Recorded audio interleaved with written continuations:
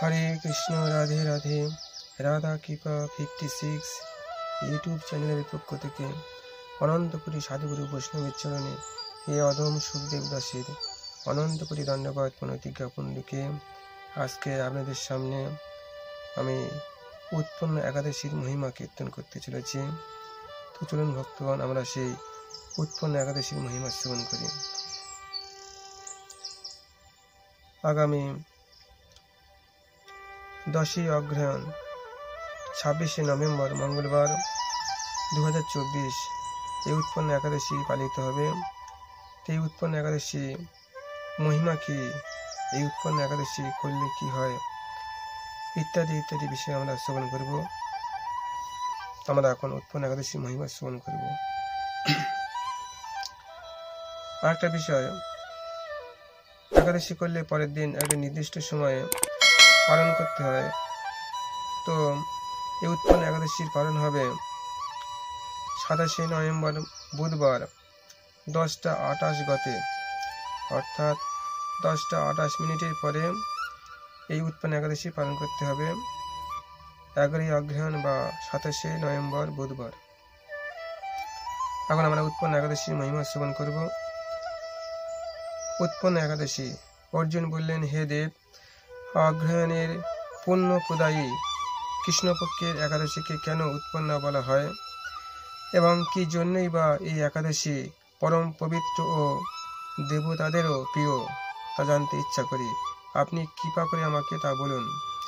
শ্রী ভগবান বললেন, হে পিতাপুত্র, পূর্বে সত্যযুগে মূর নামে এক দানব ছিল, অদ্ভুত আকৃতি বিশিষ্ট। সেই দানবের স্বভাব ছিল অত্যন্ত কোপন। সে দেবতাদেরও ভীতিপ্রদ ছিল। যুদ্ধে দেবতাদের এমনকি স্বর্গরাজ ইন্দ্রকে পর্যন্ত পরাজিত করে স্বর্গ থেকে বিতাড়িত করেছিল। এইভাবে দেবতারা পৃথিবীতে বিচরণ করতে বাধ্য হয়েছিল। তখন দেবতারা মহাদেবের কাছে গিয়ে নিজেদের সমস্ত দুঃখ সবিস্তারে জানালেন। শুনে মহাদেব বললেন, হে দেবরাজ, যেখানে শরণাগত বৎসল জগন্নাথ গরুর ধ্বজ বিরাজ করছেন, তোমরা সেখানে যাও। তিনি আশ্রিতদের পরিত্রাণকারী, তিনি নিশ্চয়ই তোমাদের মঙ্গল বিধান করবেন। দেবাদিদেবের কথা মতো দেবরাজ ইন্দ্র দেবতাদের নিয়ে ক্ষীর সমুদ্রে তীরে গমন করলেন। জলে শায়িত শ্রী বিষ্ণুকে দর্শন করে দেবতারা হাত জোড় করে তার স্তব করতে লাগলেন। স্তুতির মাধ্যমে নিজ নিজ দৈন ও দুঃখের কথা তারা ভগবানকে জানালেন। ইন্দ্রের কথা শুনে ভগবান নারায়ণ বললেন, হে ইন্দ্র, সেই মূর দানব কি রকম, সে কেমন শক্তিশালী তা আমায় বলো। ইন্দ্র বললেন, হে ভগবান, প্রাচীনকালে ব্রহ্মবংশে তালজঙ্ঘা নামে এক অতি পরাক্রমী অসুর ছিল। তারই পুত্র সেই মূর অত্যন্ত বলশালী, ভীষণ উৎকট এবং দেবতাদেরও ভয় প্রদানকারী। সে চন্দ্রাবতী নামে এক পুরীতে বাস করে। স্বর্গ থেকে আমাদের বিতাড়িত করে তার স্বজাতি কাউকে রাজা, কাউকে অন্যান্য দিকপাল রূপে, অর্থাৎ সেই দানব এত শক্তিশালী ছিল, যখন তখন স্বর্গরাজ্য অধিকার করে নিত এবং স্বর্গের বিভিন্ন পদ তার সমস্ত সৈন্যদলকে বিতরণ করত। একসময় কি হলো, কাউকে অন্যান্য দিকপাল রূপে প্রতিষ্ঠিত করলো। এমনই ছিল তার প্রচন্ড প্রতাপ। দিকপাল রূপে প্রতিষ্ঠিত করে এখন সে দেবলোক সম্পন্ন অধিকার করেছে। তার প্রবল প্রতাপের আজ আমরা পৃথিবীতে বিচরণ করছি। ইন্দ্রের কথা শুনে ভগবান দেবদ্রোহীদের প্রতি অত্যন্ত ক্রোধান্বিত হলেন। তিনি দেবতাদের সঙ্গে চন্দ্রাবতী পুরীতে গেলেন। সেই দৈত্যরাজ শ্রী নারায়ণকে দর্শন করে পুনঃ পুনঃ গর্জন করতে লাগল। দেবতা অসুরদের মধ্যে তুমুল যুদ্ধ শুরু হলো। যুদ্ধে দেবতারা পরাজিত হয়ে এদিক ওদিক পালিয়ে গেল।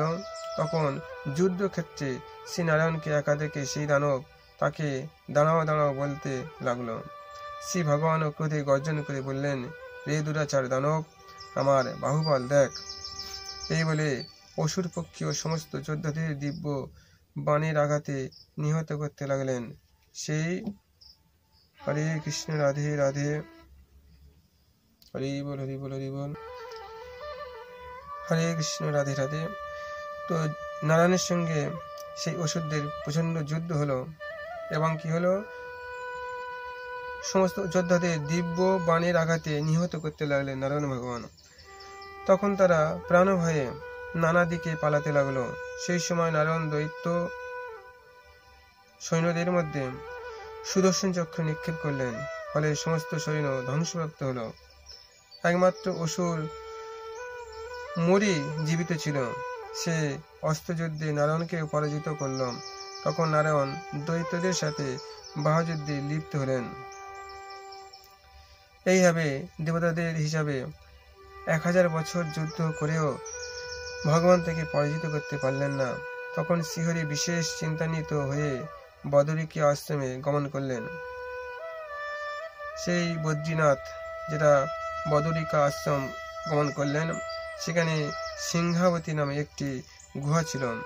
সেই গুহাটি এক দ্বার বিশিষ্ট এবং 12 যোজন অর্থাৎ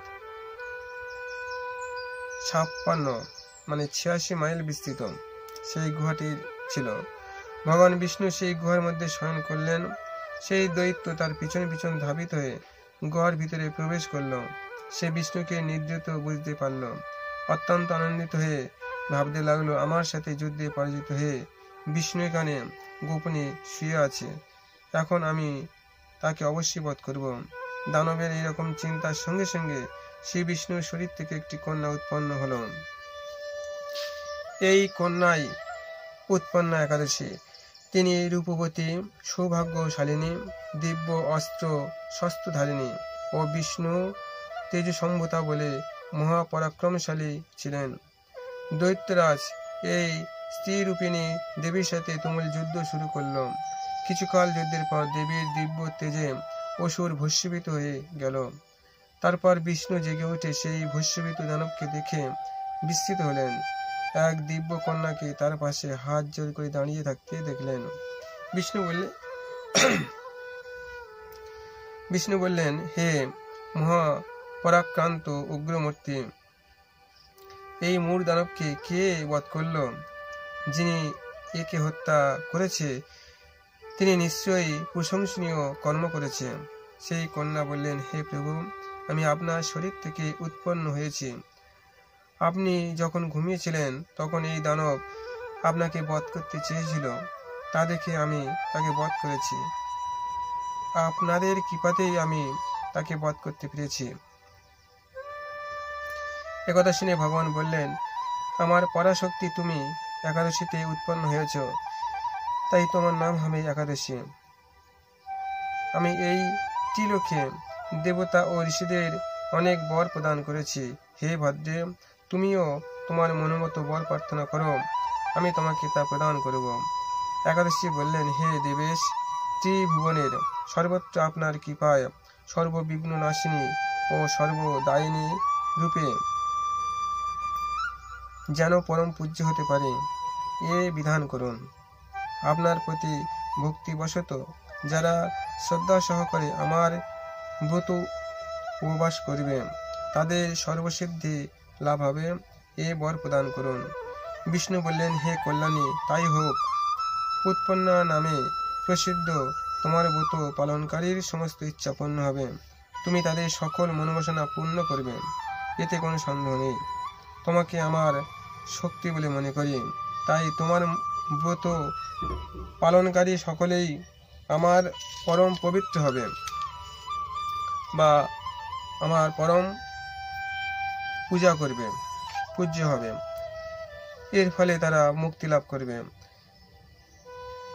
তুমি হরিপ্রিয়া নামে জগতে বিখ্যাত হবে। তুমি ব্রত পালনকারীর শত্রু বিনাশ, পরম গতি দান এবং সর্বসিদ্ধি প্রদান করতে সমর্থ হবে। ভগবান বিষ্ণু এইভাবে উৎপন্ন একাদশীকে বর প্রদান করে অন্তরিত হলেন। সমস্ত ব্রতকারী দিবারাত্রি ভক্তিপরায়ণ হয়ে এই উৎপন্ন একাদশীর উৎপত্তির কথা শ্রবণ কীর্তন করলে শ্রীহরির আশীর্বাদ লাভে ধন্য হবেন। তো উৎপন্ন একাদশীর ব্রত মহিমা এই পর্যন্ত আমি সমাপন করলাম। বাঞ্ছা কল্পতরুর্ভস্য কৃপা সিন্ধুভ্য এব চ পতিতানাং পাবনেভ্যো সর্ববৈষ্ণবেভ্যো নমো নমঃ। হরে কৃষ্ণ, রাধে রাধে।